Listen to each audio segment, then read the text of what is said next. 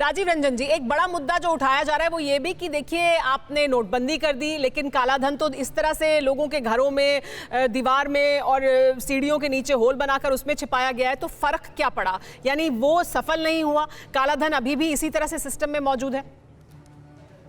देखिए, अभी पूर्वी वर्मा जी बहुत विस्तार से बता रही थी, समझा रही थी कि ये कैसे पकड़ा गया। तो उसी बात से आप समझ लीजिए, जो उन्होंने बताया उसी में ये राज छिपा है कि जीएसटी व्यवस्था लागू करने का फायदा क्या हुआ। उस व्यवस्था के लागू होने की वजह से ही ये पकड़ा गया। अगर नहीं होता तो फिर ये कारोबार ऐसे ही चलता रहता, उसको पकड़ने का कोई सूत्र हाथ नहीं लगता। क्योंकि ई वे बिल की जांच हुई, ई वे बिल की व्यवस्था कहाँ से आई? जीएसटी के कारण ही आई।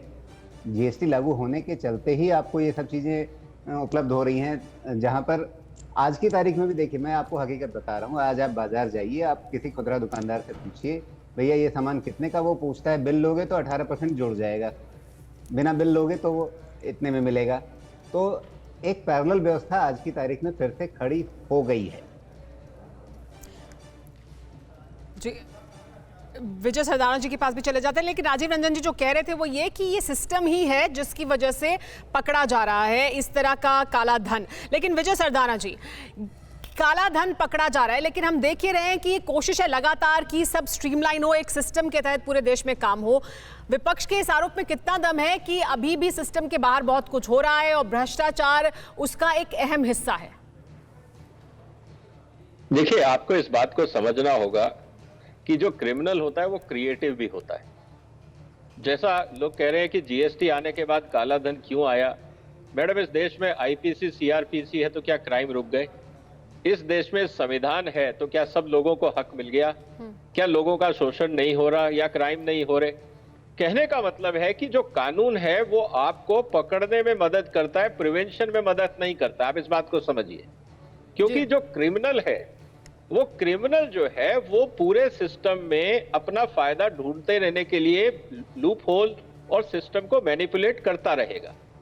अभी मैं आपको और बता दूं, अगर आज आपको ये काला धन मिला है इत्र के व्यापार में, थोड़ा और अगर जीएसटी प्रोब करेगी ना, इन्हीं शहरों के आसपास ऐसे कई खजाने और मिलेंगे।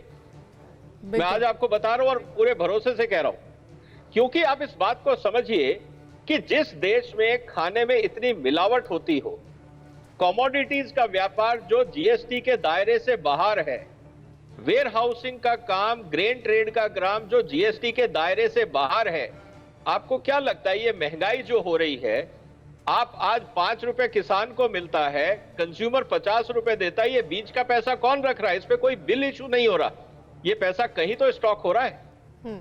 आज आप बात कर रहे हैं सरसों का तेल 200 हो गया, किसान को तो 60 रुपए मिला, ये कहां गया पैसा? किसी ने तो दबाया। कहने का मेरा मतलब ये है कि जीएसटी आपको पकड़ने में मदद करेगा, प्रिवेंशन में मदद नहीं करेगा, क्योंकि वो इंसान की फितरत है क्राइम करना। ठीक है, मतलब अपने फायदे के लिए कानून तोड़ता रहेगा। ये अहम बात है सर, मतलब सिस्टम्स मजबूत बनाए गए, उन सिस्टम्स के तहत ही पकड़े जा रहे हैं लोग, ये बड़ी बात है। लेकिन इस पर राजनीति कैसे हो रही है वो एक बार फिर से सुनवाते हैं और वापस फिर इस मुद्दे पर भी आएंगे। पहले सुनते हैं प्रधानमंत्री, गृह मंत्री और अखिलेश यादव का क्या कहना था इस मुद्दे पर। 2017 से पहले भ्रष्टाचार का जो इत्र उन्होंने पूरे यूपी में छिड़क रखा था, वो फिर सबके सामने आ गया है। लेकिन अब वो मुंह पे ताला लगा के बैठे हैं, क्रेडिट लेने के लिए आगे नहीं आ रहे हैं। मुझे बताओ 250 करोड़ किसका है?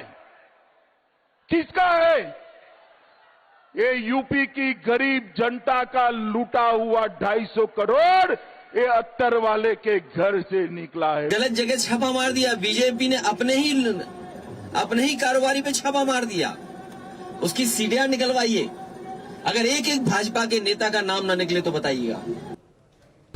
कोरोना धर्म नहीं देखता, जात नहीं देखता, अमीर गरीब ऊंच नीच नहीं देखता। कोरोना सिर्फ मौका देखता है, लेकिन आप उसे मौका मत दीजिए। बस इतना कीजिए, जब कभी दफ्तर से, बाजार से घर लौटिए तो इतना ख्याल जरूर रखिए कहीं आपके साथ कोरोना आपके घर तो नहीं जा रहा।